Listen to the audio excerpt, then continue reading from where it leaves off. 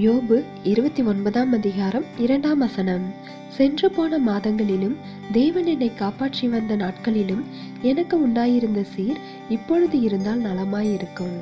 கிறிஸ்துவுக்குள் அன்பானவர்களே, இஸ்ரவேல் மக்களின் வரலாற்றை பார்க்கும்போது ஒருபுறம் அவர்கள் தங்களின் கடந்த கால மகிமை நிலைகளை குறித்து பெருமைப்பட்டு கொண்டாலும் மறுபடியும் அதுவே அவர்களை துக்கப்படுத்தவும் செய்தது.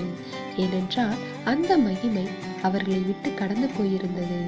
தேவனால் வருகின்ற சந்தோஷமும் கிருபைகளும் தினமும் புதியவைகளாக இருக்கின்றது. புதிய புதிய அனுபவங்களின் பாதையில் கர்த்தர் நடத்தவே விரும்புகின்றார்.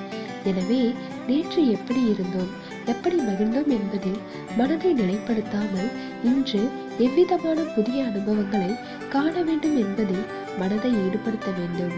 தேவனுடைய பாதையில் தேவனை அறிகின்ற அறிவிலும் அவருடைய அன்பு மற்றும் கிருபையை ருசிப்பதிலும் ஒவ்வொரு நாளும் நாம் முன்னோக்கி செல்ல வேண்டும். அவ்விதம் நாம் செல்ல வாஞ்சையாய் இருக்கும்போது ஆவிக்குரிய வாழ்க்கை என்பது கடந்த கால நினைவுகளாய் இராமல் நிகழ்கால நிஜங்களாக இருக்கும். தேவனுடைய கிருபையும் இரக்கமும் நம் அனைவரோடும் இருப்பதாக. ஆமேன்.